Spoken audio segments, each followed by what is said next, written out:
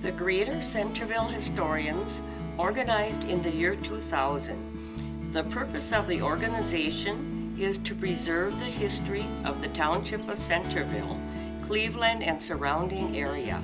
Gerald O'Neill, Charlie Bauer, Richard Wiegand, and myself, Kathleen Sicily, were the founding members. In 1831, the territory south of Green Bay was sold to the U.S. government by the Native Americans who had title to the land. The consideration was the promise of a reservation in another state. The Township of Centerville was established in 1850. The township had a village called Centerville. The reason for the hamlet's original name of Centerville was, in the days of the Indians, there was a trail along Lake Michigan between Manitowoc and Sheboygan. This heavenly spot was exactly at the halfway mark, so the early white man gave it the name Centerville. In 1849, the village of Centerville was surveyed and laid out in lots and blocks. The village of Centerville was renamed Hika when the Postmaster General informed the village leaders that another Centerville was located in the state. When it became time for Centerville to be renamed, a judge in Manitowoc by the name of Albert Schmidt would take kids hiking. The judge said, "You can't call a town hiking, so why not make it Hika?" Thus, the village of Centerville became Hika. In the early years, Centerville had the vision of becoming a lake port. To encourage ships to dock there, 2 piers were built into Lake Michigan. Many German immigrants arrived by schooners, and the village began to grow. The village had a brick factory, stores, schools, a Lutheran and a Catholic church, mills, saloons, blacksmith shop, and a fire department, and a brewery. When the brewery was built, the settlement began to flourish. But when fire destroyed the brewery, the largest industry, there was no longer a need for the harbor facilities. So ended this chapter of the development of Hika. 2 miles west of Hika, another settlement known as St. Wendel began to grow. It had a Catholic church, a general store with a connected dance hall, and a post office was also located in the complex, a funeral parlor, and at one time a motel. With the clearing of the forest, tilling of the land began. This prompted the exporting of lumber and grains. The farmers of Centerville looked forward to the building of a railway since they had a serious problem transporting their products. In 1873, the Milwaukee, Lakeshore, and Western Railroad was built between the settlements of Hika and St. Wendel and was named Centerville Station. In 1880, Centerville Station was renamed Cleveland after President Grover Cleveland. Cleveland, at that point in time, owes its growth to the fact that the Township of Centerville was a rich farming community, and farmers from miles around would bring products to be shipped by rail or ship. The village of Cleveland had several grocery stores, a furniture store, a funeral parlor, several saloons, Lutheran church, hardware stores, several gas stations, newspaper, photographer studio, several car dealerships, cheese factory, several feed mills, livestock yard, and lumber yards. The biggest business was the Cleveland Co-op, which offered many types of services. With the failing of grain crops, the farmers began dairy farming. With the abundance of milk, another industry began, cheese and butter making. Local cheese factories dotted the countryside. One-room schools were usually built near the cheese factories, so children would have a ride to school when farmers brought their milk. In 1958, Hika, St. Wendel, and Cleveland incorporated into the village of Cleveland. In 1968, the Cleveland Elementary School was built. The Township of Centerville has seen many farming changes, but dairy farming is still the primary vocation. Today, Cleveland is known as the seat of Lakeshore Technical College, which offers an educational alternative to 4-year colleges.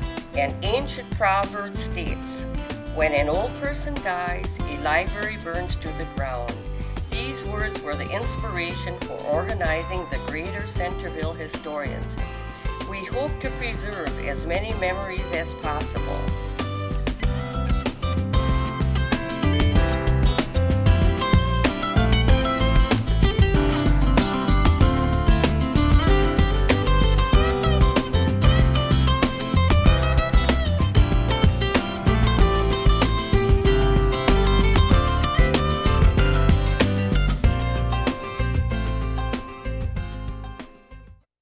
Some other stuff and kind of go down and first back. And then we break at 7:30 for 5 minutes. And then we go to 8:30. But if you don't have enough material, don't worry about it. We always got enough to cover or whatever, you know. Card from Kathy, and they had to point it out to me because I didn't realize that she actually put it on the card that we had a broad fry coming up. But these are the pictures from the broad fry down at the mobile station.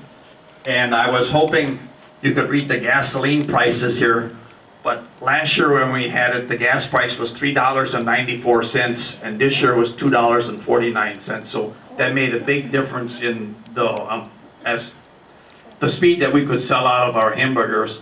So the ladies in there took care of the selling it. The two guys in the red apron took the part of frying it, and I got 2 more pictures that I'm going to put up. I'll just put the one up, and then I'll pass them around.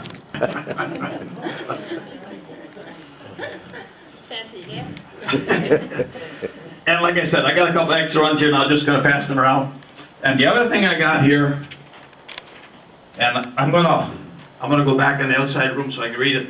But some of you that know Jim Smith, and I work on another committee with him on history stuff, and he was down at the Manitowoc County Historical Society, and he found this that refers to Town 17. And that is the town of Cleveland. And this is a petition to the County Board of Supervisors to form the town of Cleveland. And I'm going to try to read it and then I'm going to pass it around. But if you follow it up here, this is Manitowoc County, Town 17, Range 23, which would be Cleveland. And it says here,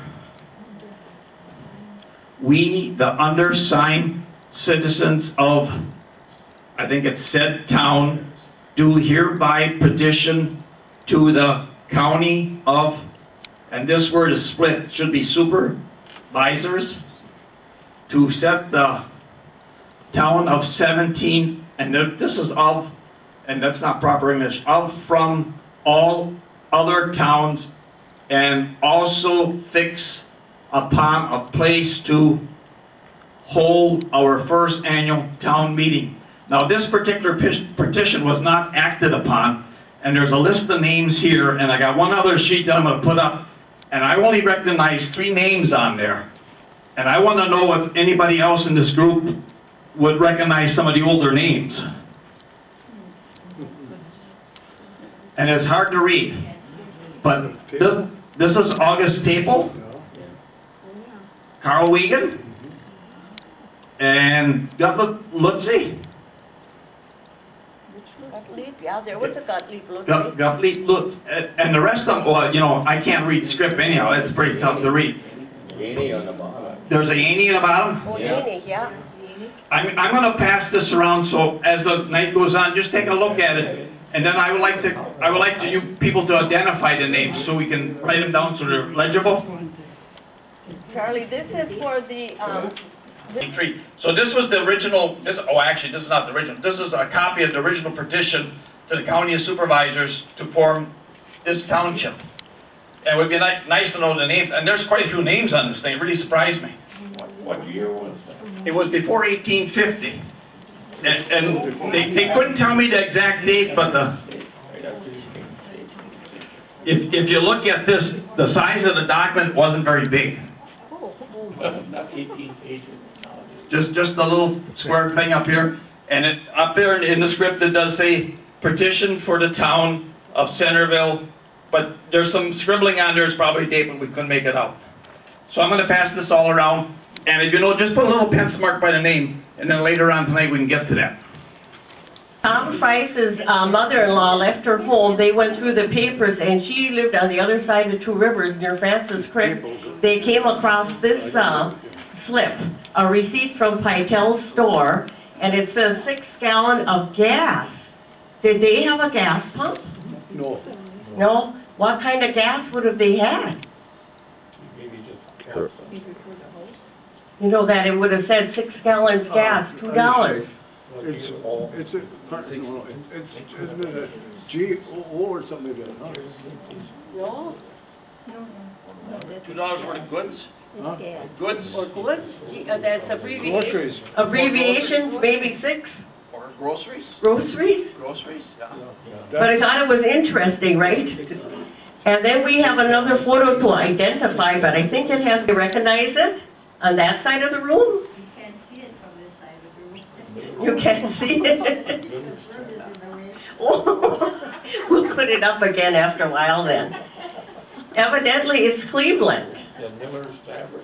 Yep, that's Miller's Tavern. And Stoltenberg Store is next. Place from any which way. So, They should think. one of the buildings in the back, was that furniture store that Stoltenberg's had? Well, that was the store before it burned down. Yeah, but what are all those other big buildings? Was it at the barns? The what? Barns? There used to be The a A barns? horse barn. horse barn back Oh. there. Training of horses. Maybe, huh? And St. Wendel's church is way on the top. What street is that on, please? Miller- Hickory it's the Street. same today. Hickory Street? Okay. Yeah. What's these? It's still the same horse and everything. By yourself, please?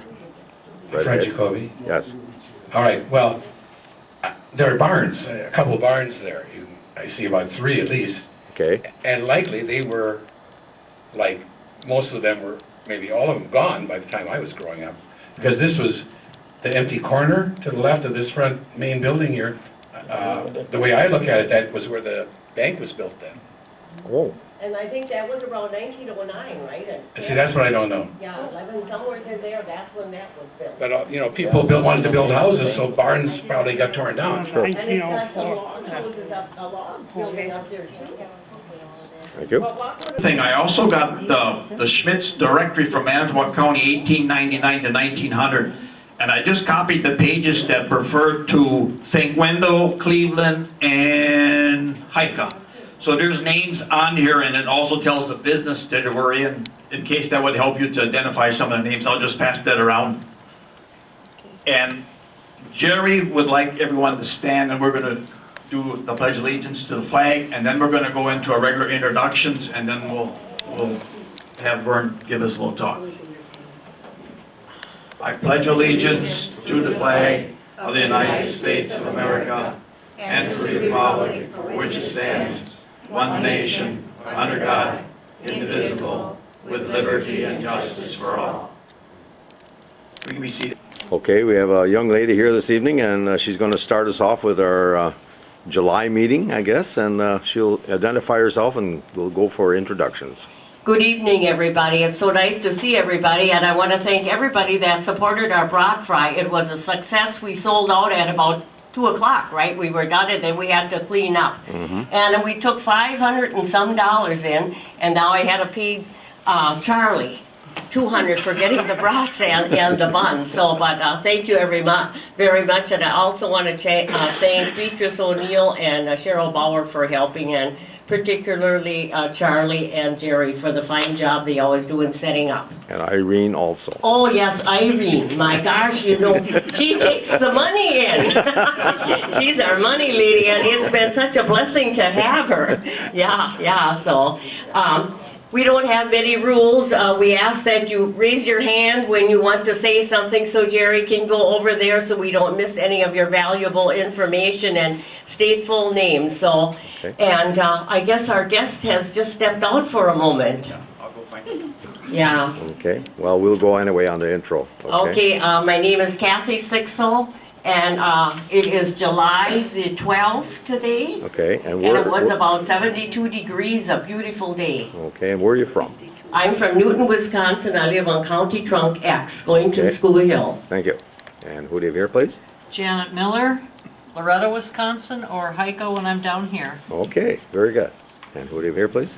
Leonard Matthias, 1018 Juniper Street, Cleveland. Thank you. Alice Matthias, same address. Okay, Irene Dime, 915 Polk Lane. thank you. Joe Kress from the town of Mosel. Thank you. Peg Crest from the town of Mosel. Thank you. Walter Kress from East Washington, Good. Cleveland. Cleveland, good. Karen Yeager-Stobe, originally from Sheboygan, now living in Jasper, Indiana. Oh, thank you. Darlene Yeager from Sheboygan. Okay, thank you. Ellsworth Yeager, Sheboygan. Thank you. Dan Stoll from Jasper, Indiana, originally Kiel, Wisconsin. Okay, thank you. Paul Jacoby from Cleveland. Thank you. Dan Schmidt, Elkhart Lake. Thank you very much. Naomi Schmidt, Elkhart Lake. Thank you also.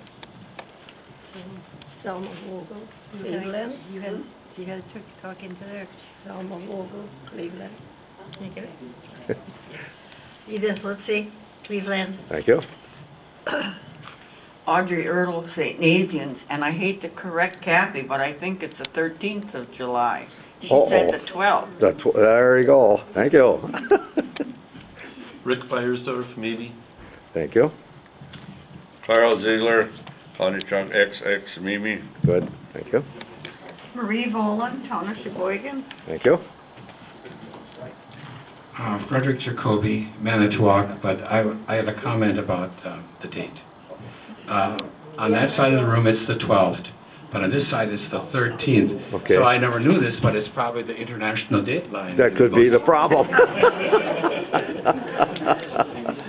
Al B. Cleveland. Thank you. Jerry Leonard, Town of Sheboygan. Thank you, Jerry. Victor Schill, Glenbeulah. Thank you. Well, Balance, Cleveland. Thank you very much. John Wiegand, town of Centerville. Thank you. Charlie Bauer, Town of Newton. Okay, thank you very much. Okay. Jerry O'Neill, the videographer for the evening, and we have a guest here, and he'd like to introduce himself also. Vernon Wernecke from Sheboygan. Thank you, Vernon. Okay, we got a gentleman here who's going to provide a lot of information this evening, and he'd like to start out by reading something perhaps. Go right ahead, please. I was born in the 25th of December, 1975. You're still young. You're young. 1916, which makes me 92 years old now. Okay. I was born a half a mile south of Stock's Dinner Club on the Wernecke homestead. That was my grandfather Wernecke's farm. My dad had just bought it bought part of it years previously. I graduated from Manitowoc High School 1933 at age 16. There were no jobs available due to the Great Depression.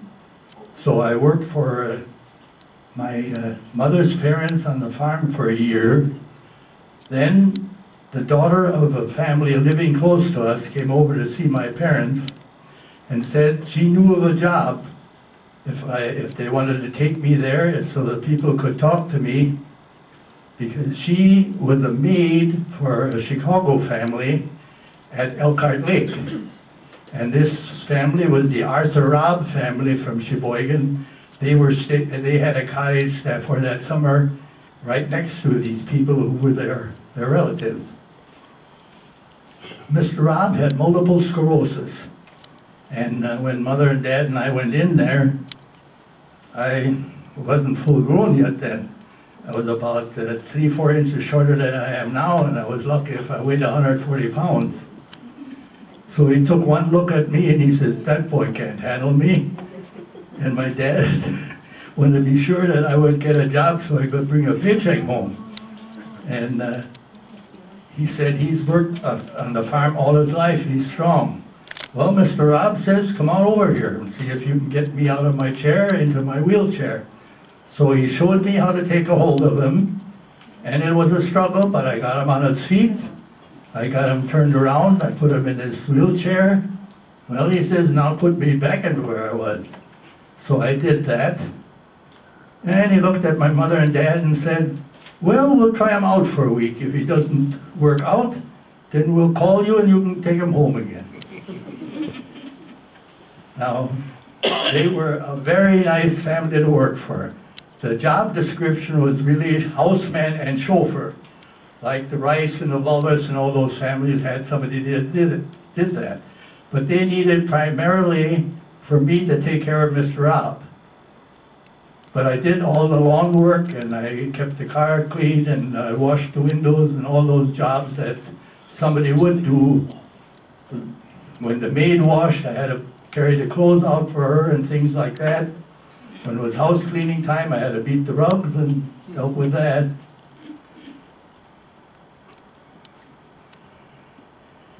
Now I don't think I mentioned he had multiple sclerosis. That's why he was crippled. I worked there for 7 years. I took him to California 4 winters after the first of the year. His parents had retired out there at Santa Monica, that's on the ocean from Los Angeles.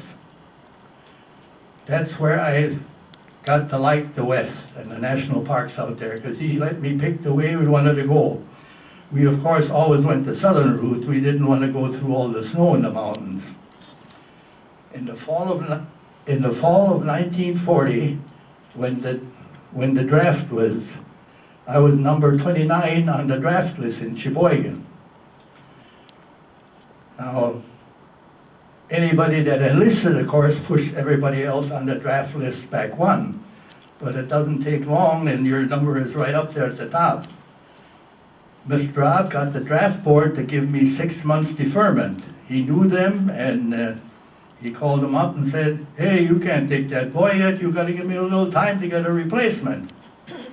After about 4 months, I noticed that he wasn't trying to get a replacement. He figured he could call the draft board again, and I'd get another replacement.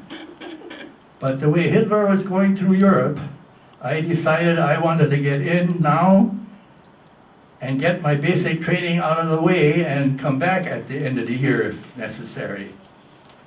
So my younger brother Donald, he was 6 years younger than I am, was working in a bakery. In those days it was all night work, and he wasn't crazy about it. My parents thought too he would be better off to work for the Robs. So he came in for a couple of weeks, and I showed him how to do everything. And then I realized they didn't have a ramp on that porch. I always carried Mr. Rob up the steps bodily. And so we quick built a ramp for him because Donald wasn't used to handling him then. On the 7th of July then, or that before the 7th of July, I got my notice sent to report. And it must have been one of the first large groups. There were about, something like 30 of us. So we had a meet down at the old post office on 8th Street. And we followed a drum and bugle corps down to the railroad station, and we went down to Milwaukee in the evening. They put us in a hotel overnight, took us over to one of the theaters, and we could watch the show they had there. And then the next morning they took us back, and by noon all of us had been examined, and they said they would call a few back for a second exam. Well, I was one of them they called back, and I thought, now what? Well, here I went to all of this trouble to get here, and you want to send me back home. Well, it turned out that evidently they found something wrong on the x-ray of my chest, because they took another x-ray, and then they said, no, you're okay. Then, after you were examined, the whole group got on the train, and we took the train down to south of Beloit and Rockford. There was a camp there which was called a reception center. All fellows went to the reception center after they had their examination. Now that was called Camp Grant. And we were all tired, but they had a big steak dinner all ready for us. So we had that, and then they showed us how to make our cots in the beds, and we crawled in. Well, I was dead tired, and 10 minutes later, somebody was shaking me. And he says, "Get up." I said, "I just got to bed. What do you mean, get up?" "Oh, no," he says. "It's 5:30. We get up here at 5:30. You've been sleeping all that time." Then they showed us again how to make the beds. And after a few tries, if you didn't know how to do it, they tear the sheets and blankets off again, throw them on the floor, and you start it all over again. Until you had that blanket and sheet so tight that if you dropped the 50-cent piece on it, it bounced up. Pardon me, would you mind sitting, you could sit down, you don't have to stand though, or you want to stand? No, I prefer to sit. Yeah.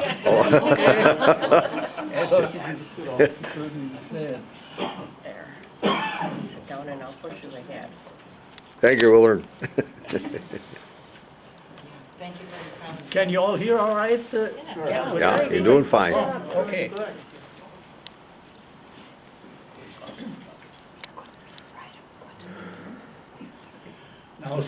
Now, some were sent out already in 2 or 3 days to some other camp for their basic training. Most of us were there for 5, 6 to 10 days. And the first weekend they said, well, if anybody wants a pass, they can go home. They said hitchhiking is pretty good. So they gave us a few hints. Don't let somebody take you out of town for 10 miles and then you stand there and try to get another ride. He says, be sure if you get a ride with somebody that they're going to another town. So I hitched home that weekend, and I was home in about 3 hours. And people were very nice. They would go out of their way to take you an extra couple of miles. But that was the only weekend that I was able to get home. Were you in uniform already? Yeah, after at the reception center, that's one of the first things we got was our uniforms. And of course, you got all your shots and all those things. Then there were about 50 of us were sent to Camp Lee, Virginia, which is south of Richmond. And the closest large town to it was Petersburg. Now, when the draft was in Congress, the country was quite isolationist yet, so it barely passed. The Army was the only ones that needed draftees. The other services all got plenty of recruits. They didn't want to get into the Army and have to walk 30 miles a day.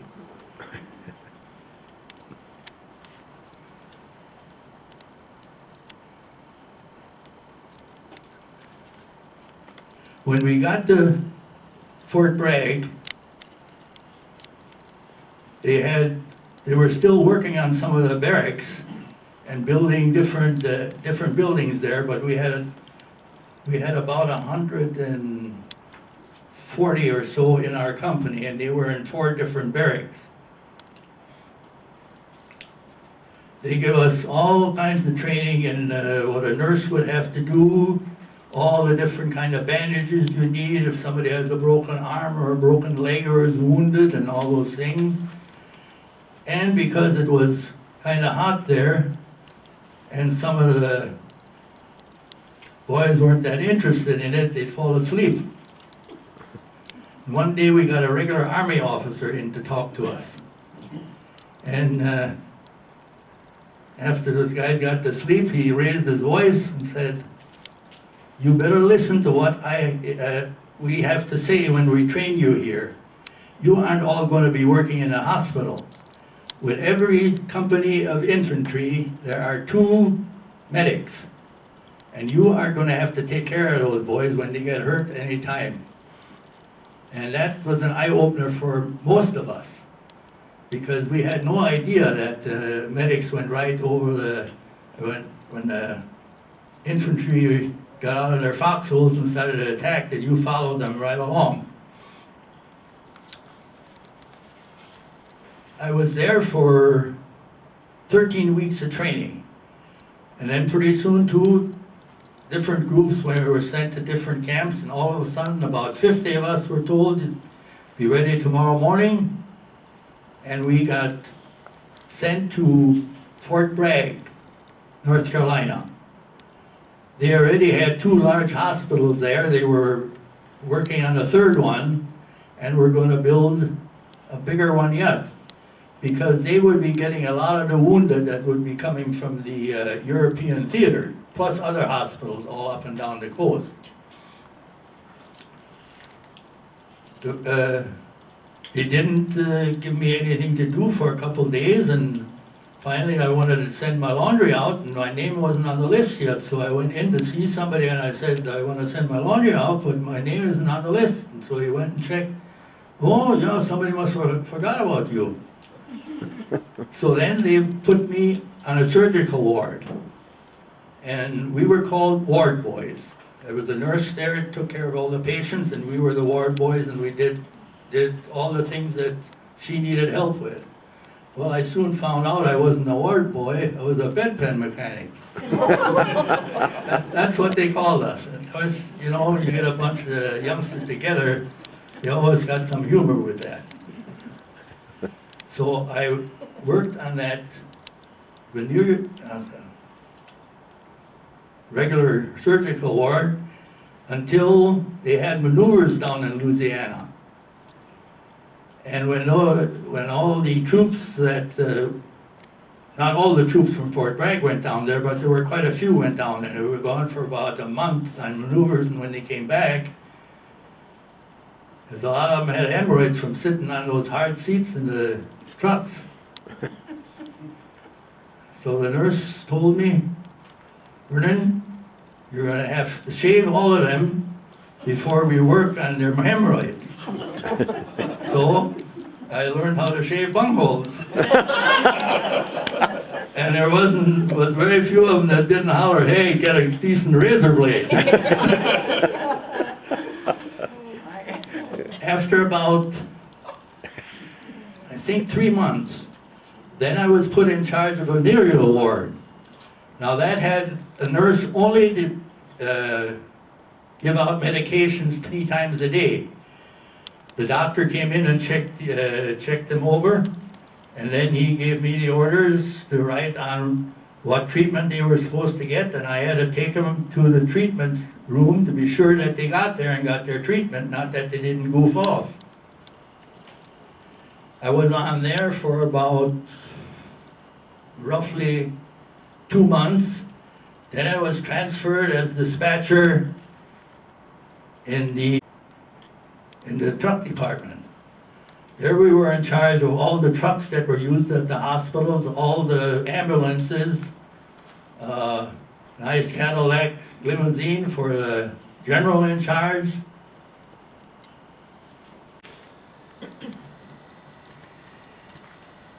I was sent as the dispatcher to the transportation office. I had to keep a lot of records of the trucks and ambulances and things like that. A lot of times when there was nobody around and an ambulance had to go out, I went along with them. If the sergeant in charge of the office was there, he'd often send me along. Once in a while we went as far as 40, 50 miles to pick somebody up that was hurt, because that was a very large camp. It was an artillery camp. And after I was there a few months, they started to bring in paratroops and things like that. And they had a big airport then for their training.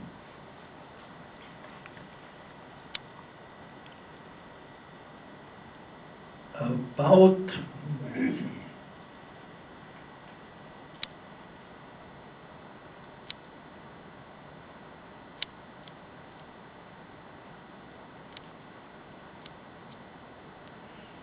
in the fall of 1942, that was after the war broke out, all of a sudden, 3 of us in the medical detachment were told at 1 o'clock we report to post headquarters. And we asked, "What's for?" He said, "I don't know, that's your orders, you report at post headquarters." So the 3 of us went up there, and we sat out in the hall, and then all of a sudden the sergeant comes out and he says, "We have 60,000 troops here, and they want to pick one person out of the medical detachment who has a working knowledge of German. So I want you each to translate a sentence I'm going to give you." Well, I could tell that he knew no German at all. How was he going to tell? But the other 2 fellows really stumbled around because they didn't have any much German for years, I guess. And I had no trouble translating that. So he says, "Okay, Wernecke, you're the man." I says, "Well, what comes next?" "Well, you go back and get to work, and in a couple of days you'll get your orders." In a couple of days, I was called in and said, "Have all your stuff packed in your barracks bag, and then come into the office and we'll have your orders, and we'll have a ticket for the train and some ration money." So the next day I went in, and by that time I knew all the ambulance drivers and things like that. So I just walked out to the gate and had one of them take me into town instead of waiting for a bus or something like that. When I saw my orders, it said Calverton, Virginia. And I thought, now where is that and what is there? There's no camp or anything listed. Well, I had a ticket for Washington, D.C., and there I had a change, a train the next morning at 8 o'clock for Calverton. When I got there, there was no camp around, there was nobody there to pick me up or anything like that, but there were some fellows that worked on the railroad that were eating their lunch there. And they called me, "Come on over here." I said, "Are you hungry?" "Yeah." I said, "Okay, we'll give you a sandwich. Where are you supposed to go?" "Oh, I'm supposed to go to a place that's called Vint Hill Farms Station." "Oh yeah, that's just up the road here." He said, "We'll take you up there." So it was about 3 miles out of town, and they took me up there and told me, "Just go in there and report at such and such a building." So I went in there, and they checked my papers and everything else, and they had somebody take me a mile back into the woods where there were some barracks, and assigned me to a cot and that, and said, "Well, the mess hall is a mile back where you just came from, so when it's time to eat, you come down there." So pretty soon they had me all set up there, and they gave us some lectures the next day and said we were going to be code breakers. It was top secret. We were supposed to keep our mouths shut from then on. You don't talk about your work, you don't write your parents about it or anything like that. Otherwise, we'll teach you code breaking. So we had close order drill just like we had otherwise for exercise and things like that. And because there were a lot of the barracks not finished yet, some of them didn't have beds in or cots or anything like that. We had to help a lot with doing that. We would have classes for a couple days. Most of the classes were in studying German, and the others were learning how to break codes, all the different kinds that there were. After about 3 months, they picked 3 out of our group, and they said, "Pack your bags, you're going to leave tomorrow morning." Well, we were pretty sure that meant that they were going overseas then. And sure, they were gone. And about a month later, I and 2 other fellows were given the same orders: pack your bags and be out here tomorrow. So when we got out the next morning, they had a vehicle for us, and they took us into Washington, D.C., and we were put on a train for Fort Hamilton, New York. Well, we figured that we were going overseas too then. So when we got to Fort Hamilton, they showed us where our cot was and showed us around and things like that. And all of a sudden, those three fellows that had left a month before showed up. We said, "What are you guys doing here?" "Don't tell anybody. They lost us. We've had nobody tell us what to do or anything like that. We go to eat at the mess hall. We go down to downtown New York at night. We get free tickets for all different things. So when they finally find where we are, we're just going to tell them, well, we were waiting all this time for you guys to tell us what we were supposed to do." So we three soon boarded a boat. We happened to be on an ocean liner. It was all full of troops. Every room, the ballrooms, the dining rooms, everything was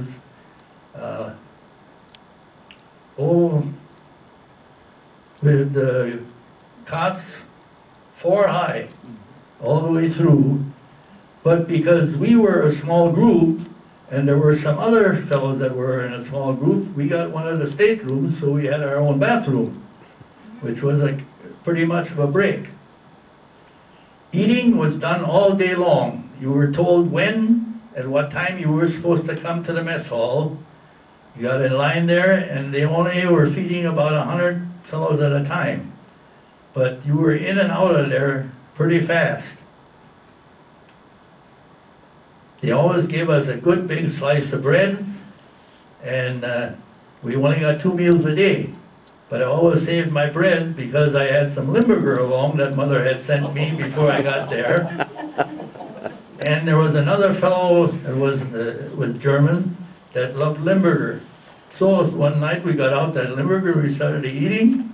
All of a sudden, some of the other fellows says, "What is that smell in here?" "Oh," he said, "that's Limburger cheese. The way that smells, you better eat it in the bathroom." So they made us go to the bathroom when we wanted to eat the Limburger. We had a 10-day voyage overseas. Most of the rest of the boats were cargo boats.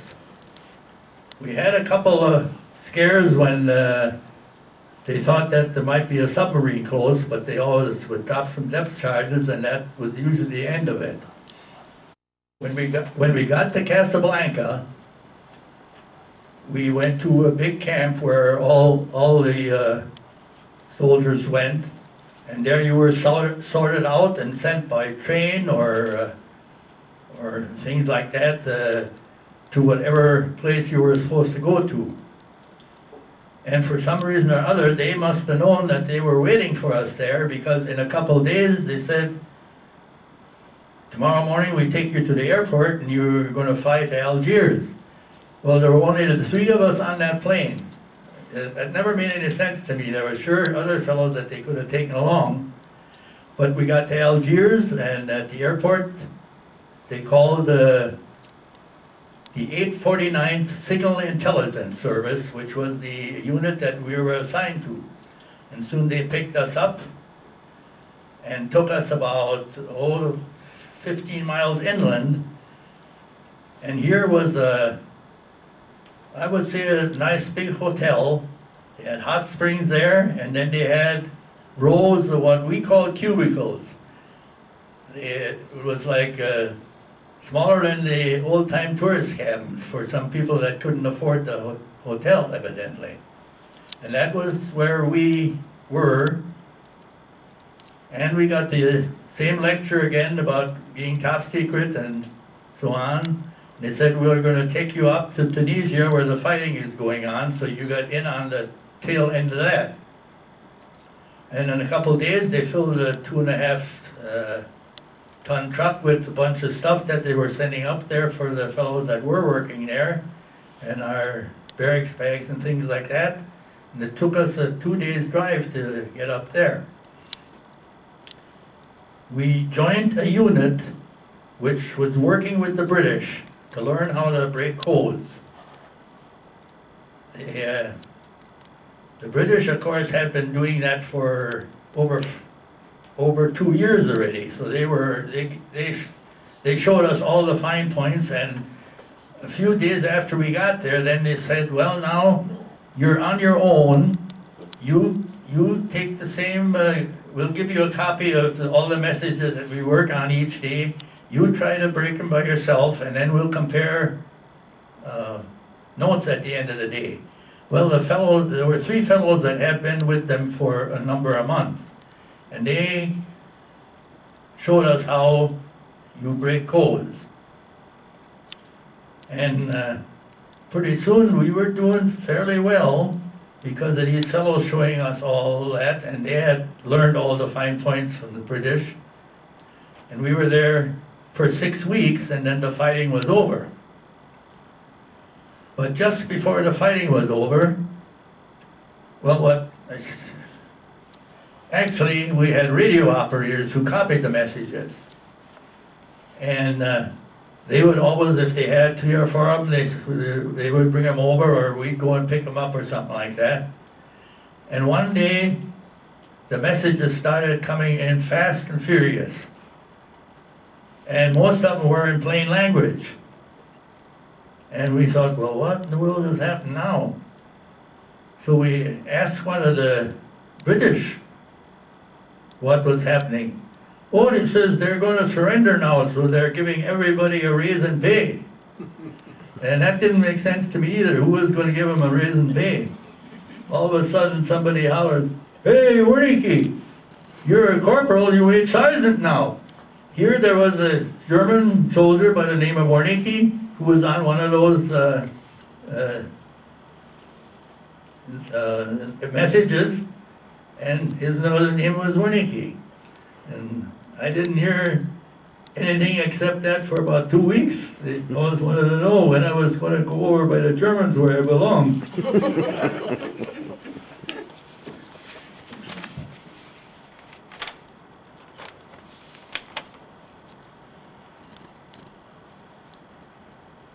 Oh yeah, I forgot.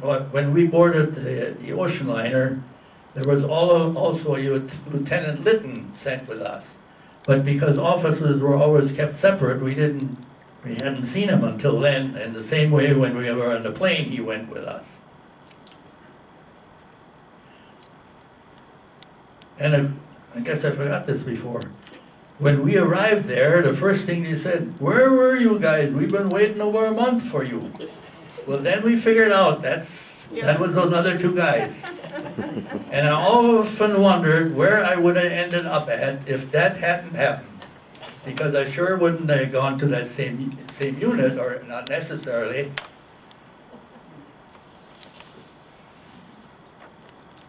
Nothing changes. Now that would have been the 18th of April of '43 when I arrived at 849 Signal Intelligence Service. They told us we would be handling all top secret items. We would not use Signal Intelligence Service on our address. It would only be SIS, not Signal Intelligence Service. Going to that, also at Vint Hill Farms, I forgot about that.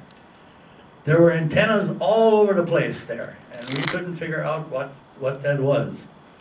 When we got halfway to Hammamello on was where that hotel was, 50 miles inland. And on the way, there was a kind of an intersection there with a couple buildings that was all full of antennas too. And we gradually found out that was one of the intercept stations for the German Air Force traffic. And before the end of the fighting there, Hitler was sending, airliners, all full of seats, sending more and more troops in there when they were almost ready to surrender.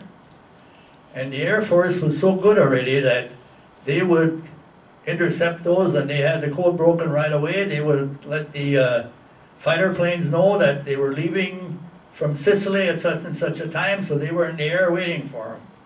And most of those planes were shot down, and of course all the fellows were killed or drowned.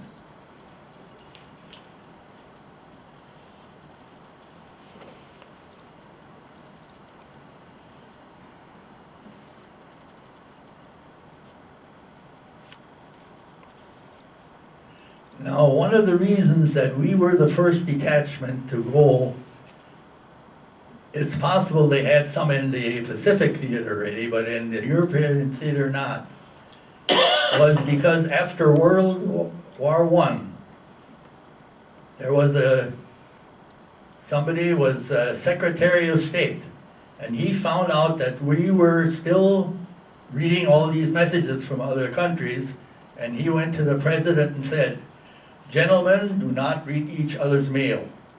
And the president listened to him, and they broke up all the code breakers. But there were a few that kept on their own, and they always had somebody that they were working with, and the Navy very much kept most of them. But they put them way back in some building where nobody knew where they were, and that was the reason that they had so much of the Japanese naval code broken before the war started. Now, the reason they couldn't predict Pearl Harbor was because those boats went on radio silence. So for a couple weeks before they even left Japan, they didn't hear anything from them. And they assumed that they were going south with a lot of other ships that had been going along the coast of China to the Mid-East, where they figured they were going to take over the oil fields from the Dutch that had oil fields down there. And that's why they were able to surprise us that way. But we got back at them later through the same thing. When they found out that the Japanese were going to try to capture Wake Island and some of those islands, they decided to lay a trap for them because they were using some kind of code for all the different islands. And they were the code breakers were pretty sure that the island they were going to was Wake. So they sent a message to the Wake that they should send a message back to them that they were almost out of water and they needed water right away. So Wake sent it in clear language, not in code, just we need water, so send some as soon as you can. Well, the Japs sent another message after that, and that had that same code in there again, so they knew it was Wake Island, and our Navy and the aircraft carriers and that went there, and in a couple of days they sank 3 of the Japanese aircraft carriers then. And that put quite a dent in them, so we got back at them there. That was our Pearl Harbor to them.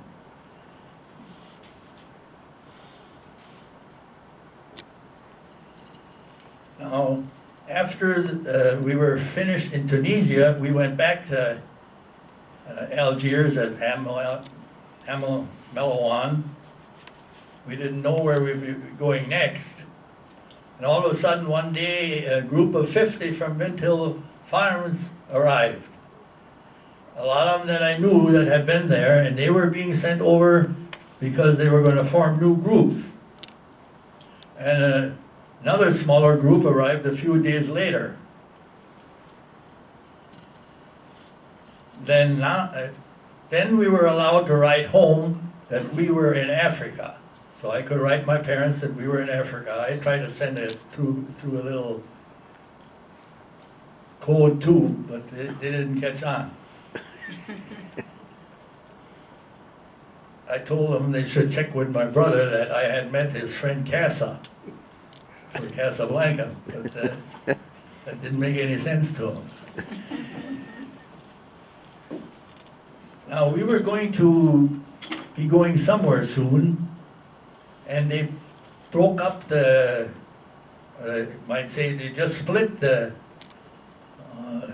code breaking group and the radio operators and whoever, the cooks and all that. And they made 2 units out of us, and we got new men to fill out, so we had 2 units. So they needed extra drivers, so they taught me how to drive a weapons carrier and put me on a big truck, and we had to take a wire cable and pull us out of the ditch and things like that. Then we got a crash course in driving at night in blackout. Well, that I didn't like. They had real tiny lights on the back, and you had to keep close enough to see those tiny lights. If they looked like they were going out, you were too far back. If they looked brighter, then you had to slow up a little bit. We had been with 128th Signal Company. When it was split up, we were put in the new 127th. On June 17th, 43, we left in a convoy of 13 vehicles for a 2-day trip to Bizerti up in Tunisia, where the fighting had ended. I found before I was moved there, I had been a corporal when I went overseas. I was at the next promotion to a T3. The harbor of Bizerti was full of boats that they were loading, and we had our first air raid there. Well, they were going for the harbor, so they didn't bother us any. But they came over. The first plane had flares so bright it was almost brighter than daylight outside. And then the planes started to come over. Well, they had some searchlights there, and they got a couple of them in the searchlights, but a single searchlight has a hard time keeping track of them. And every so often, 2 searchlights would come together, and they'd have the plane right in the 2 searchlights. And then when the anti-aircraft guns really could fire the way they should.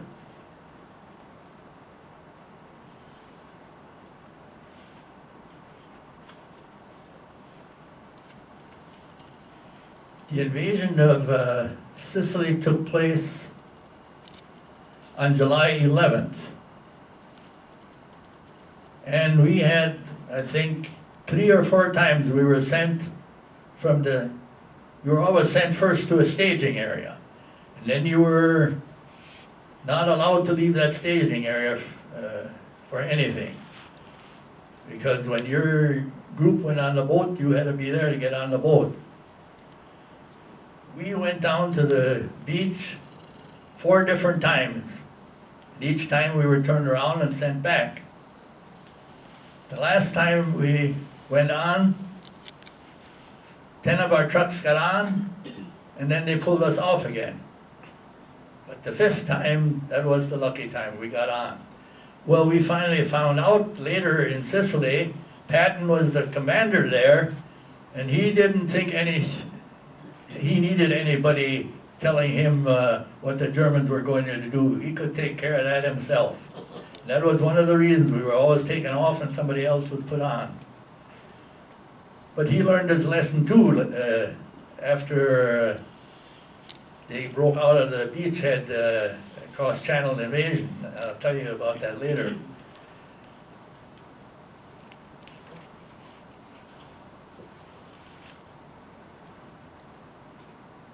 By the next evening, we were on the north coast of Sicily.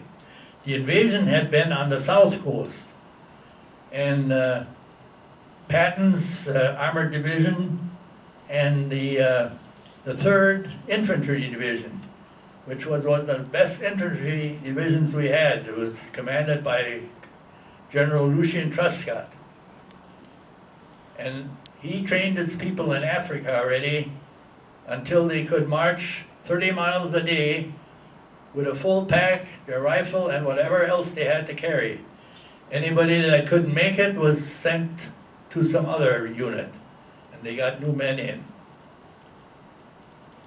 And of course, it was going to be a little bit of a race who got to the northern port of Palermo, the armored division or the infantry division, because they had to fight their way there. Well, the armored division had to go on the roads. And there were a lot of roadblocks. There were places where bridges were blown up and stuff like that, so they couldn't move as fast. Whereas the 3rd Infantry Division, they used every road or every path, anything like that. They didn't just march as one long string. And when Patton got to Palermo, here, the 3rd Division was there to welcome him to Palermo. A little of that, Yeah. so they understand when I mention it in here. Sure, okay. I kept thinking, well, who the heck is that? And then when I saw you here, well, then I said,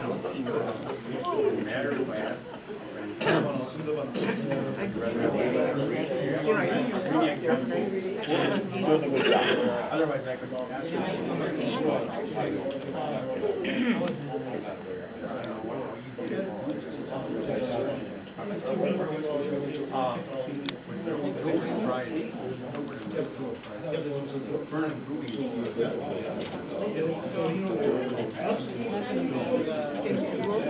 Yeah, because warm air was coming in.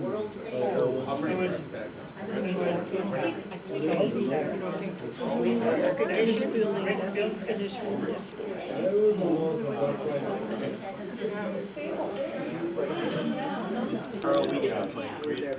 That was a position.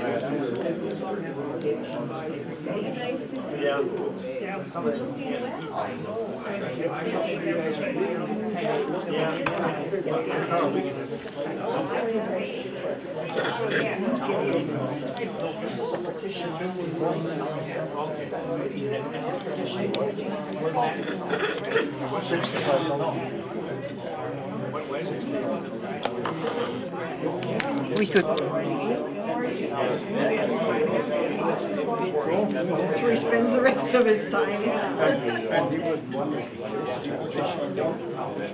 He couldn't even go on his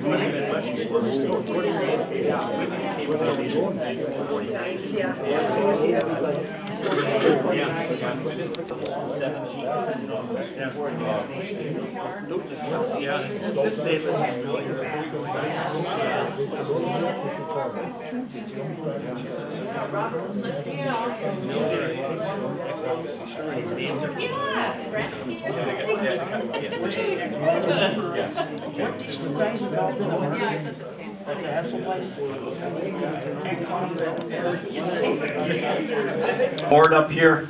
So we're going to turn the microphone back over to Vern here, and he's going to continue with his little adventure.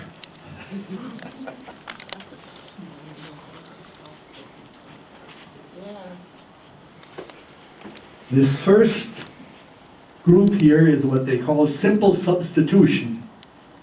You write out an alphabet, all 26 letters, then underneath you mix up the alphabet. So if you send a message and you want to use an A, you use an F instead. It looks like it's such a simple thing, but you'd be surprised how hard once in a while it is to figure it out on those messages, because the message is not all this. Then the other code that we had was called a 3-letter group code. That was all 3 letters. They had what they called the Heeresignaaltafel, or the Army Signal book. That book had 500 of these 3-letter groups on pages down one side, and on the other side, the word or group of words that 3-letter group stood for. Now this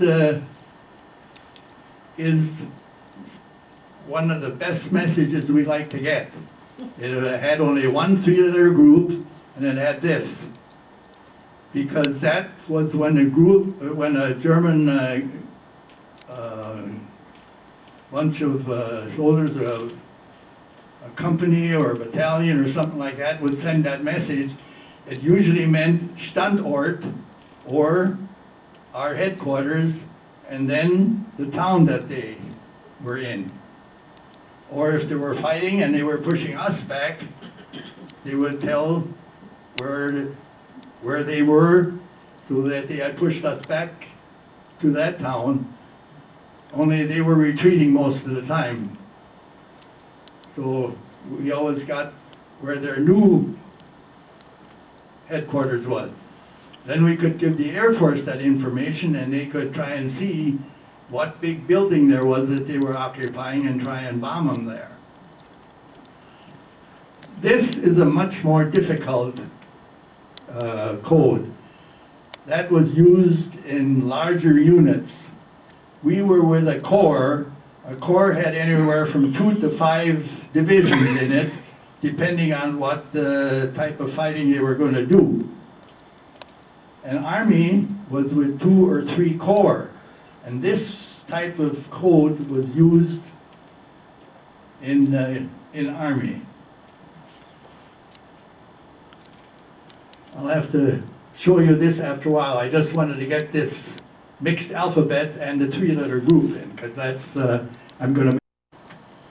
We had always worked in tents before, but now with winter coming on, they took a 2.5-ton 6x6 army truck and they fixed up the rear box with a canopy over the top and built some tables along the walls that we could work on. And because it was still warm outside, they put a fan on the front of it to blow air in and out.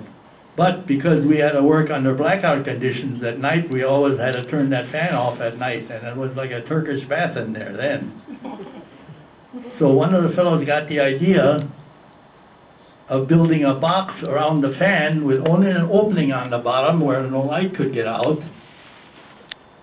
And we turned the fan around to suck the hot air out of the truck, and that really worked quite well.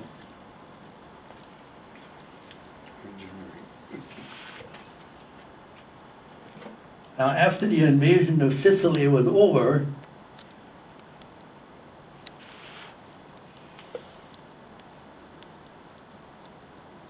we stayed in Sicily. We did not go back to headquarters again. We never saw our headquarters again after that. In September 8th, we landed in Italy, but we had a pretty rough going. There were a lot of politics involved there. Italy said they would surrender, and their soldiers would try to fight the Germans with us. Well, there were so many spies in Italy that the Germans knew all about that. So the minute they announced the surrender, the Germans disarmed all the Italian soldiers.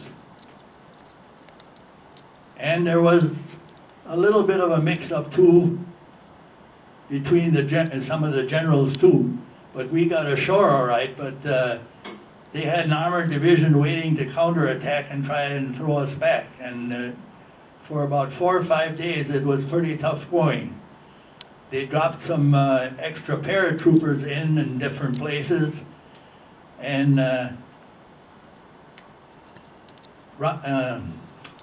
Montgomery, the British general, was coming up from the toe of the Italy. And they took their sweet time about it. They had no opposition really. All they had to do was come up there, but you know, they got to sit by the side of the road every day and brew tea, and that they didn't get up there in time. And the commanding general of the 3rd Division, he had a little unit like ours. He was intercepting all our messages. He wanted to know how things were going there. And when he saw things weren't going very well, he got on a boat, and one of those fast torpedo boats, and he went up there, and before he left, he told his division to get ready to get on the boats as soon as he told them, because he was going to send them in to help. Well, when he got there, he found that it was not quite as bad, and they would still come there as soon as they could, but it was not a rush. And the Germans, for some reason or other, realized that they weren't going to push us off, so they started to retreat. And pretty soon they were 20 miles down the road. So when we got there a couple of days later, we had no trouble getting on shore and moving inland.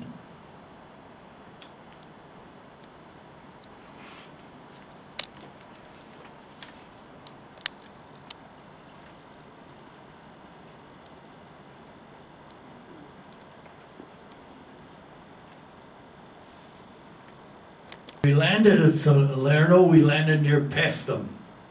That happens to have some old Roman ruins, and some of the fellows in our outfit knew about that. They wanted to go over there, but we didn't have time, so they had to miss that. So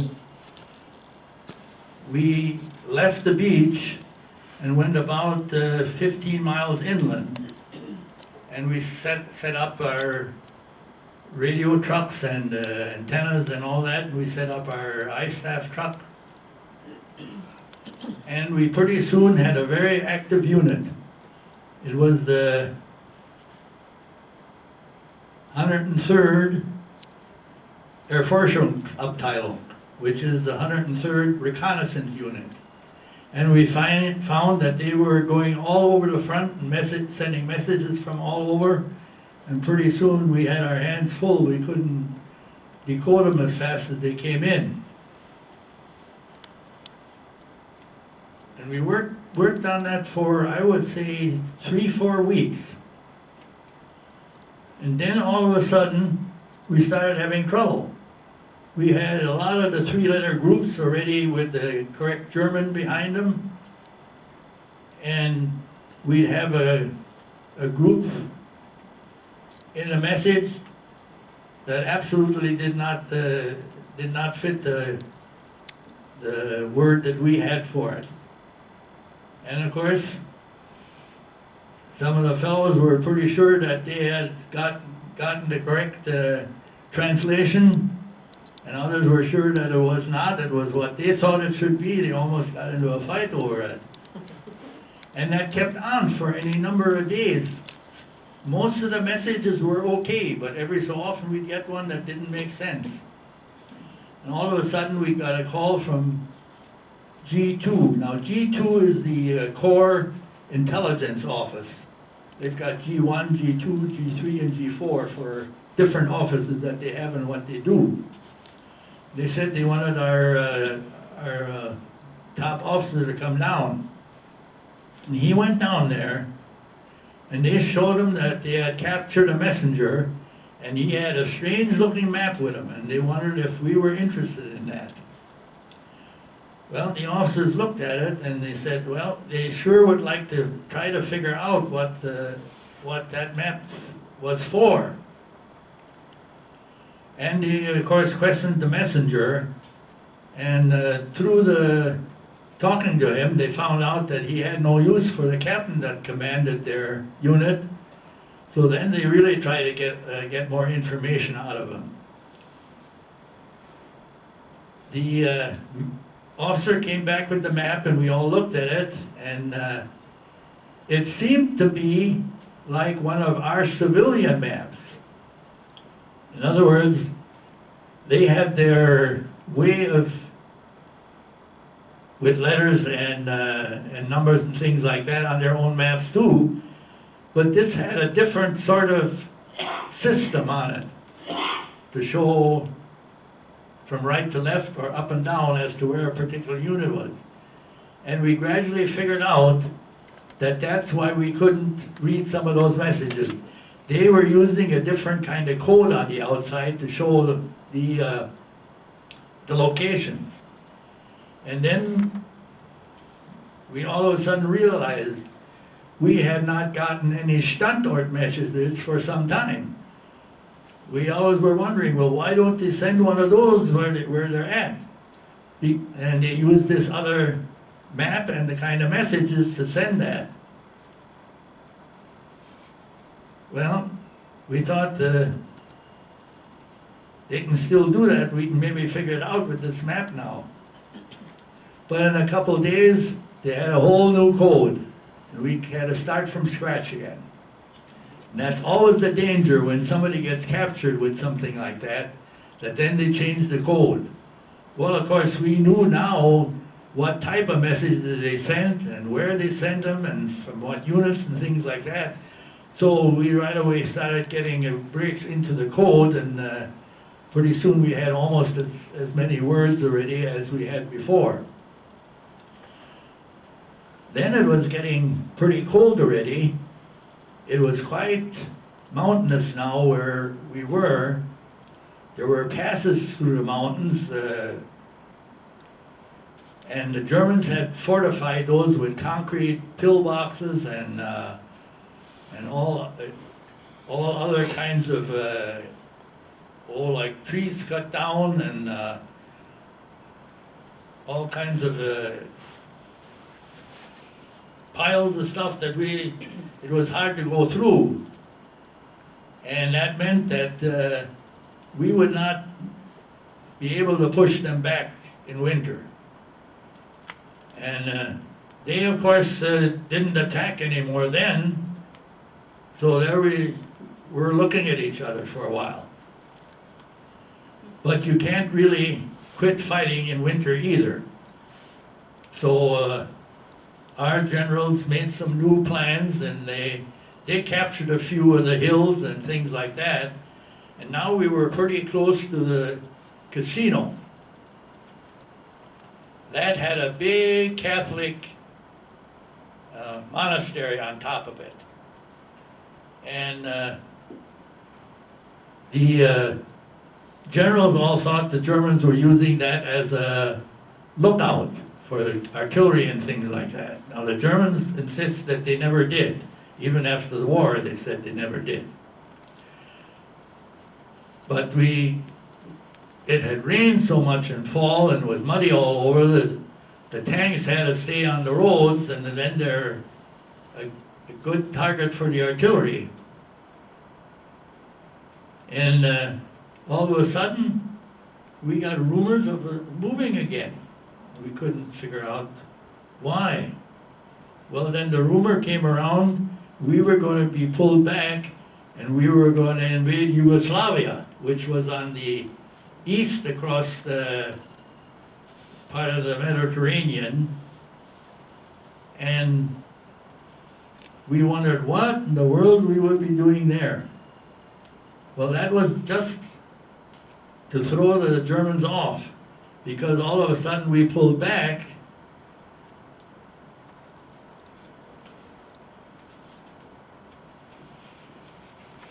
We went back to Naples, and on the 19th of January, we were ordered to move our vehicles to the Naples Palace grounds next day to waterproof our motors.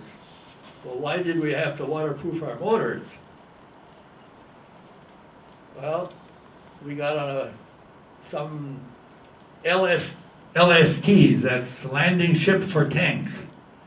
We put all our trucks and stuff on there, and I don't know how many they had. And the first convoy left and came back empty, and then we loaded. And the reason we had to waterproof our motors was because we were going to be landing right off the front of the LST into the water and have to drive ashore. There was a big storm the night that we went up, and it took us 12 hours to get from Naples up about 60 miles north, where we were going to go in behind the German lines at the towns called Anzio and Nettuno. It actually was about 100 miles northwest of Naples and 40 or 50 miles south of Rome, but about another 50 miles where we had to go through all the German blockades and things like that. The top generals, of course, thought that if we got in behind the German line, they would turn tail and retreat to north of Rome. They should have known better. this was the earliest we ever went ashore. We went ashore on the third day after the infantry went in. And we soon found all our vehicles together and got in one spot. And the radio operator started to get messages, and we started to decode the messages. Well, one of the first messages was this Hermann Goering division was coming down from north of Rome. This unit was coming from across on the other side of Italy. And we got more and more messages like that. And fortunately, they were all messages that could be easily broken. They evidently didn't know how good we were. They always thought the Americans couldn't fight. Pretty soon, we started getting air raids, and we moved inland a ways. And this had been a big area of swamp before. And Mussolini had filled all of that in for farming, and then about every what would be our section here, they had about 4 big stone houses. And pretty soon, that's one of the first things that the artillery tries to break up, because that's where you have your headquarters and things like that. So we started to get artillery fire in, and the second day the officers went out and they found us a nice place right behind the woods so that the Germans couldn't see where we were. And we set up our trucks and everything else there, and we stayed there for 4 months. And that was one of the best days or times we had as far as breaking codes and things like that.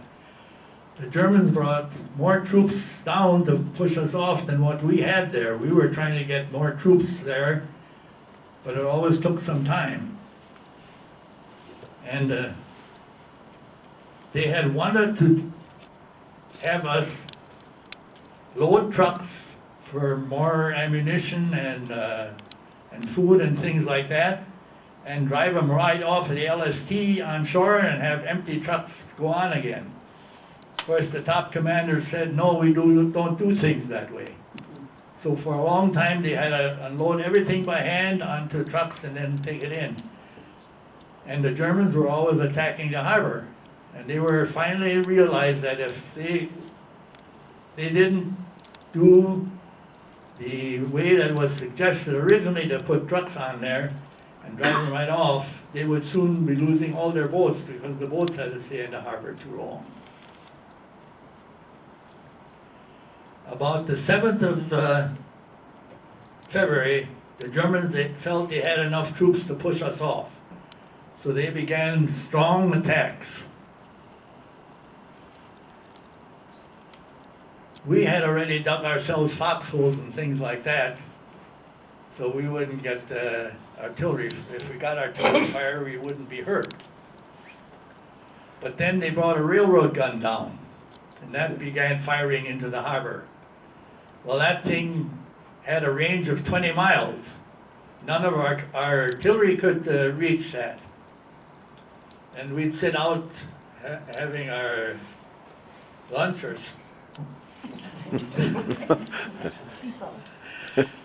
we'd sit outside having our lunch or supper, and we could hear that gun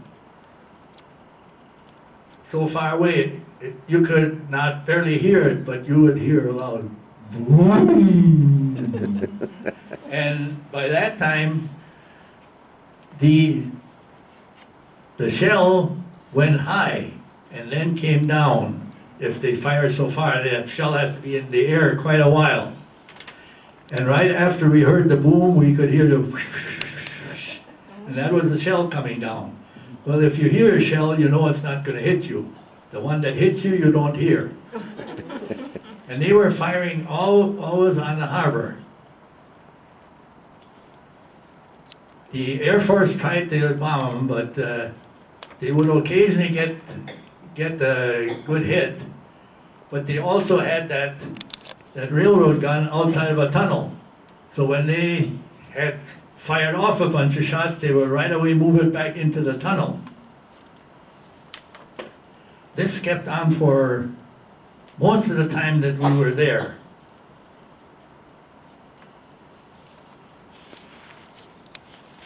Now, as we got more and more air raids and the Germans attacked us, we began to dig in our trucks. We dug a good long trench. We could drive the truck right down in there. We used all the dirt that we had taken out of that hole and put it in sandbags and piled them up on the side of the trucks.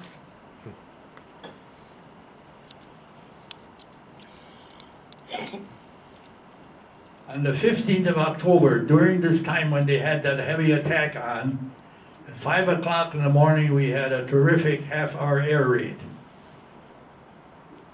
And in the morning, when I got up, I saw 2 bombs that hit 100 feet from my foxhole. And there were all our anti-aircraft going off like that. I never heard those bombs hit because that was such a commotion with all the noise with those anti-aircraft guns that I didn't hear that explode. We lost 1 man that night.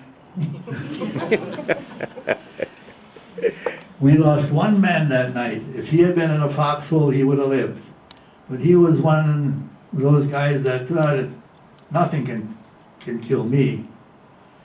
So he was a worker in the kitchen, and he got hurt by some of the pieces of that bomb that flew all over. The officer's tent was all full of holes from that bomb, and one of the kitchen tents had a lot of holes in it that they had to get new tents.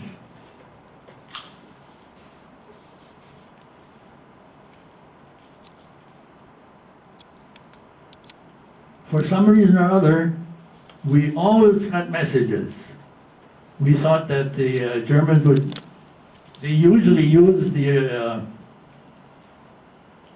civilian phone lines if they could.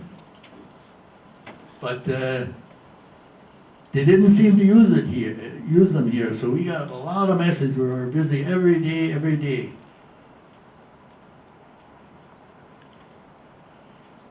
Then after we stopped that attack, they got more troops down, and they started an attack again about the 16th of February.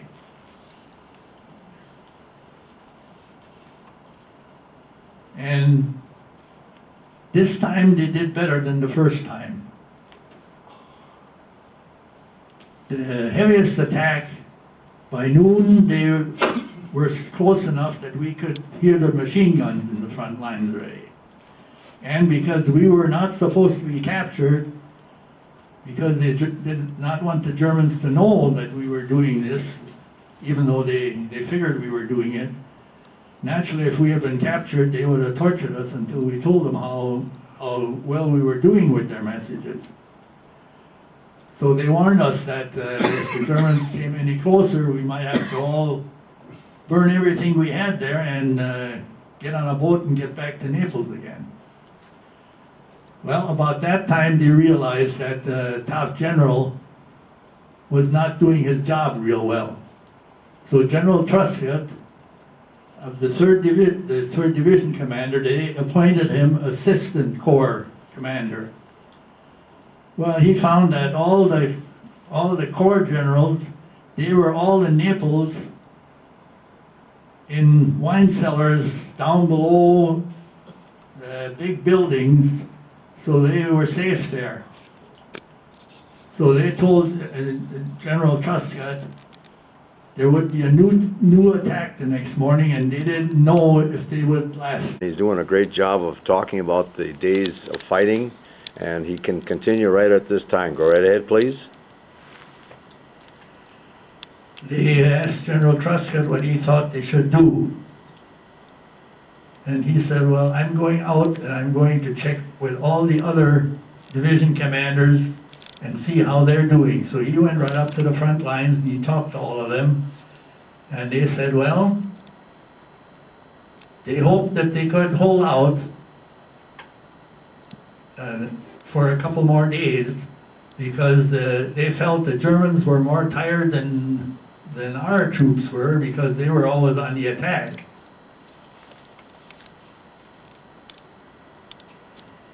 And he went back and told the Corps General that, and he went back to his own division, and the fight continued on for a couple more days. There were some caves where one of the divisions was pushed back far enough that they were in those caves, and they had their machine guns in there, and they kept on firing. They had their other fellows with the handguns and things like that. And there was one place with a creek where the Germans were trying to get across. And some fellow got boxes and boxes of hand grenades, and he stood above that creek all night long. Whenever there was a little noise down there, he'd throw a hand grenade down there. And the next day there was bodies galore. He had kept those fellows from going through there. And that's what it takes when you have fights like that. It takes fellows that have their own initiative and just go ahead and do it. They don't let anything bother them. The next day, we counterattack and pushed the Germans back a ways because they had come into our lines 2 miles. That's why we were hearing machine guns. And after they got that line straightened out, the Germans didn't attack anymore, and we were too weak to attack them. All they did was kind of straighten the lines out to where they were before, and everybody ducked deep foxholes and things like that. And we fired at each other for the next 2 months. The Air Force at that time was not very cooperative. They said all they had to do was bomb the railroad tracks, that they couldn't get any ammunition and stuff down, and pretty soon the Germans would have to surrender. Instead of helping their buddies in the infantry and that. Well, gradually they got a few things straightened out, and we got more air support. And the last time that the Germans, the last attack that they made, there were about 350 of those big 4-motor bombers that went over behind the German lines and bombed where they had tanks and bombed where the infantry were dug in and things like that. And that pretty much stopped their fighting then. Of course, they did a lot of other things yet. They'd move some of their tanks upright with the infantry and fire maybe about 15 rounds and then get away from there again. But General Truscott found a way to stop that too. He had every infantry outfit with one man standing beside there. And they were aiming at one particular place where these tanks always fired from.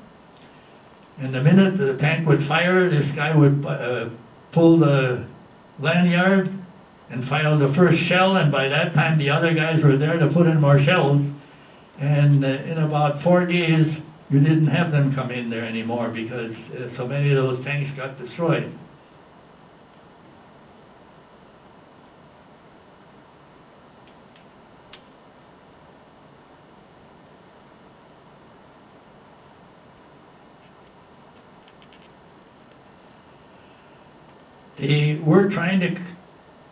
They tried a couple of times at the casino front to break through there, but they weren't successful.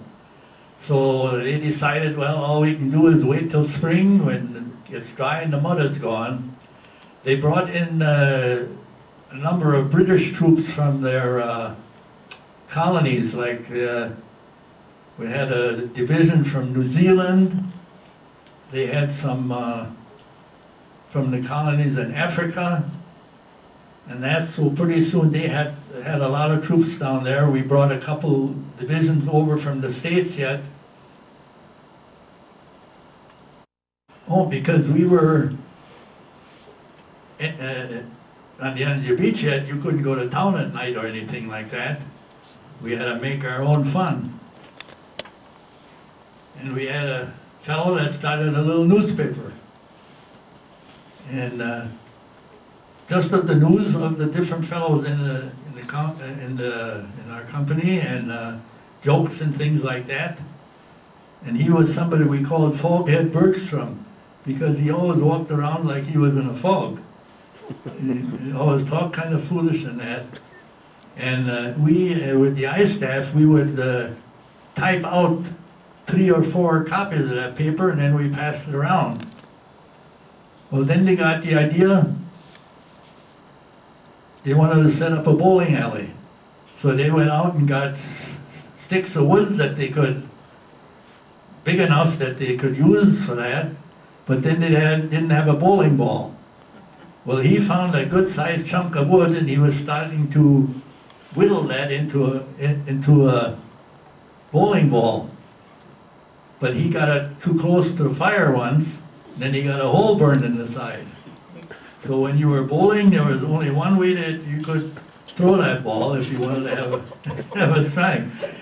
But those guys had more fun with that ball for weeks.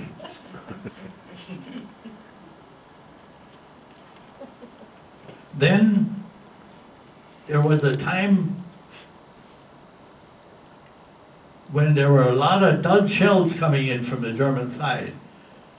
And they always were falling in the woods around us, because there was a lot of artillery around there. There were a lot of what they call gasoline dumps and ration dumps and things like that, where all that stuff was piled up. I heard of a shower setup nearby. We had stuck to our area pretty much, because we got almost no artillery fire there. We'd get a few shells once in a while. We call that harassing fire. They just fire a shell, and then they crank the gun a couple of turns and then fire another one. They have no idea what they're shooting at or if they're hitting anything. And that's why we always felt safe in that area there. But we found when those dud shells hit, we wondered, why are they shooting so many duds? Well, after I came home and I read about these slave laborers that the Germans had, they had those working in munition factories, and they fixed those shells that they wouldn't fire. The gun would fire them, but they wouldn't explode when they landed. So we had help from a lot of people. Then too, because we had ammunition all over and gas all over and things like that, they were starting to hit those dumps at night with the artillery. So they got some bulldozers and made holes and piled all the dirt around those holes, so that most of the ammunition and everything else was underground.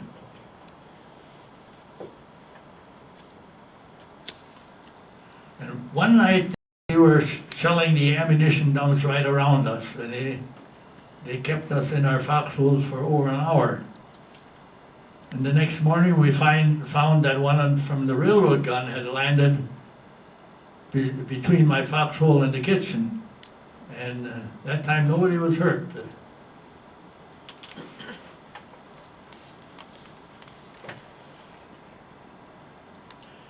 Then, the 11th of May, the casino front began an attack.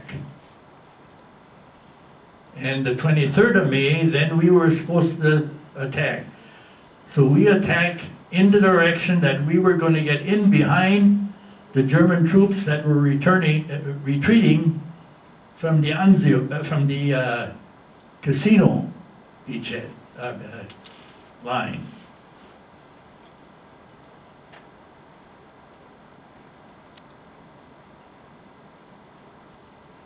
But there again, we had one general that was absolutely not going to let the British get into Rome first. He was going to have our troops go into Rome first. And General Truscott was the one that was commanding the troops that were going to cut off the Germans and get them to surrender or just kill them in a group like that. But he was outranked, and so he had to pull all of his troops back and get them all in a different direction. And if he hadn't had good discipline in his divisions, these fellows had everything figured out, what roads to take and things like that, and they got their new positions in a couple days. And then we got another break. There was a big, big hill about a mile long, and it had really no road up. It was just more like mule paths and things like that. And some of the infantry decided to go up there and see if there were any Germans up there. Well, they didn't find any. And they came back down and reported that, and then they got some bulldozers and made enough of a road up there that some tanks could get up there, and a couple of the regiments of infantry went up there. And then we could look down on the Germans and get artillery fire on them.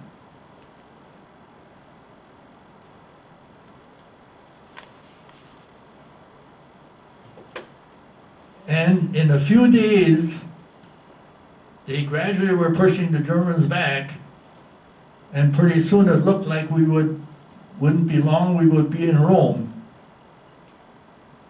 And of course,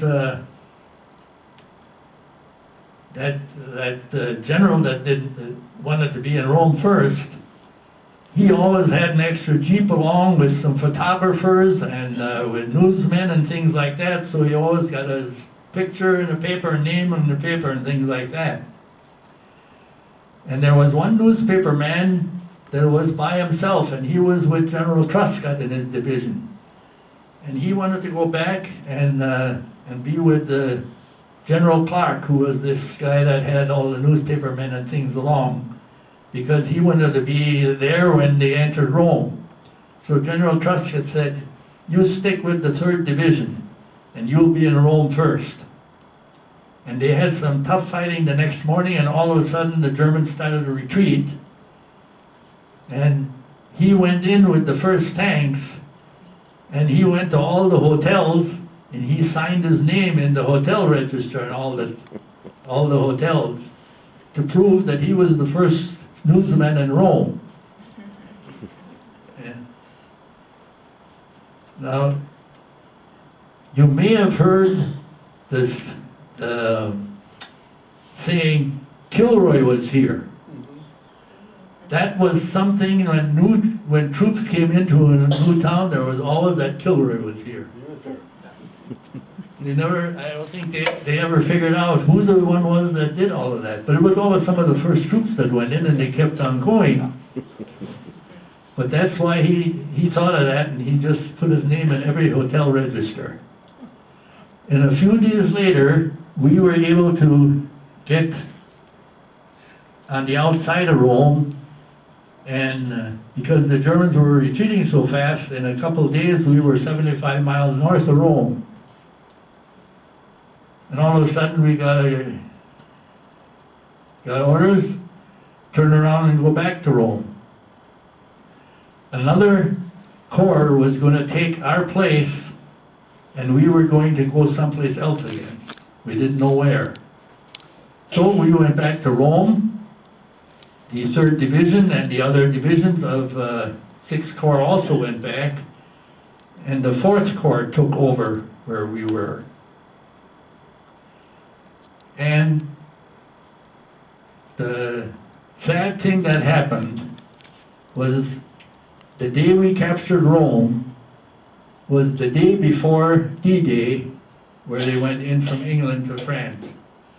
And you didn't hear anything about the Italian campaign anymore after that. It was all D-Day and the troops in northern France after that.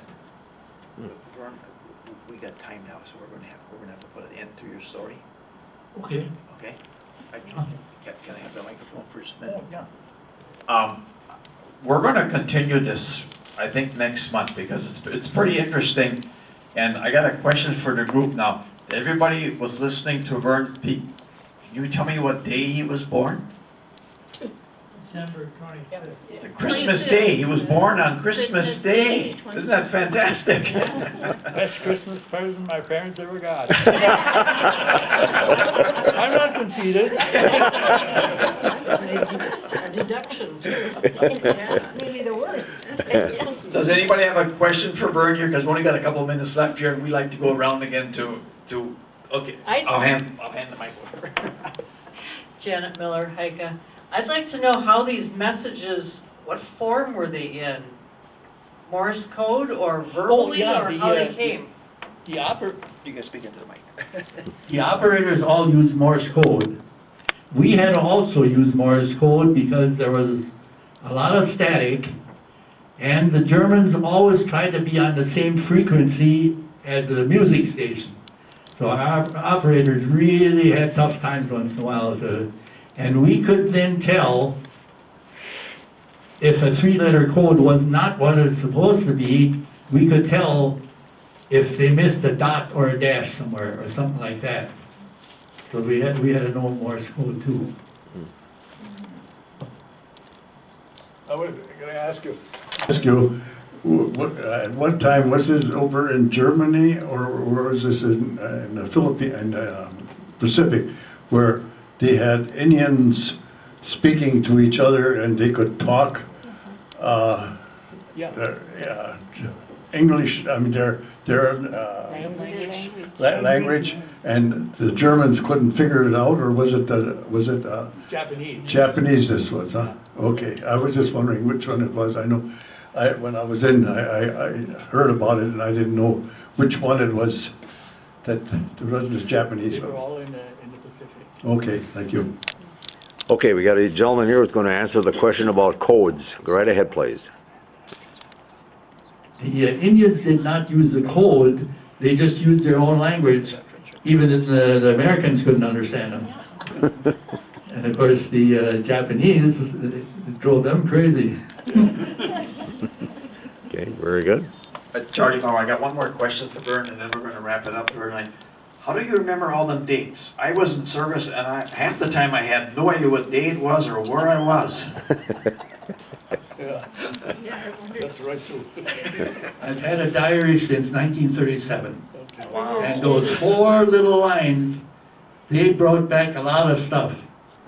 In fact, there were some things that were in there that I said that never happened.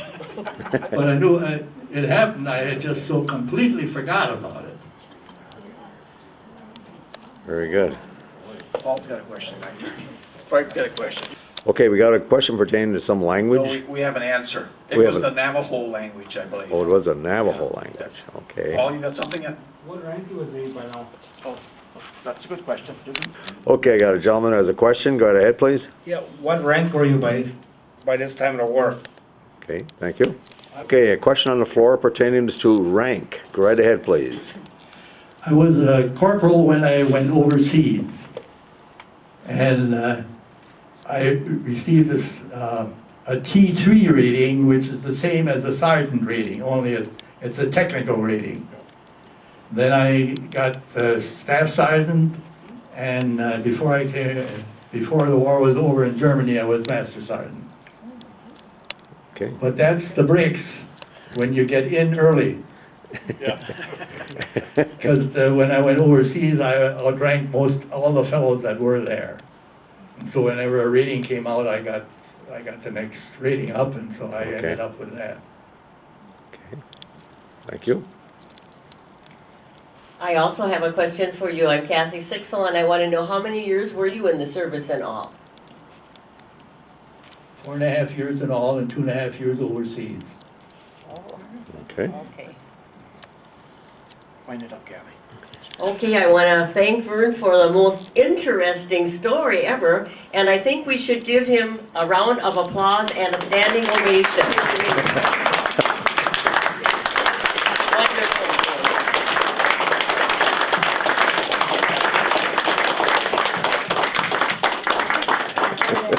Thank you again, Vern, and Vern would like to continue this next month because he has a lot to tell us yet. And will all the veterans of you that were in service also bring some of your stories along and share them with us?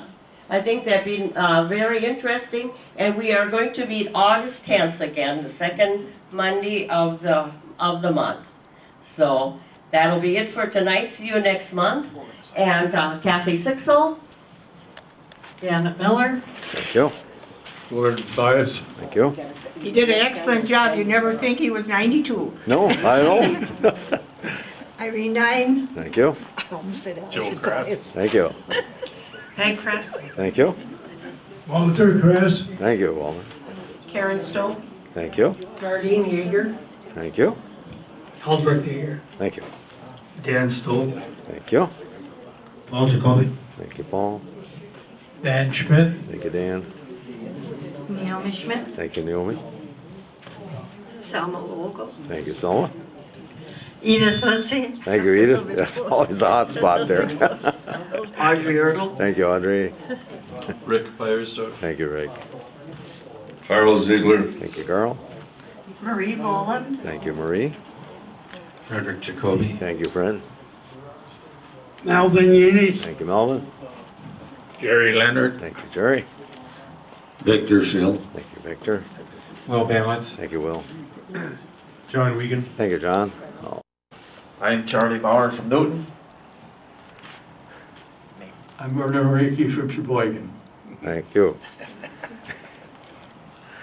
Next month also, Naomi has a letter from her brother, and we will put that up on the board too then.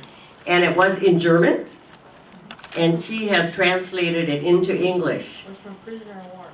From a prisoner of war that worked at here in Cleveland. So we'll talk about that next month too, quite interesting. Okay, everybody have a safe trip home, and again, thank you for coming. Thank you.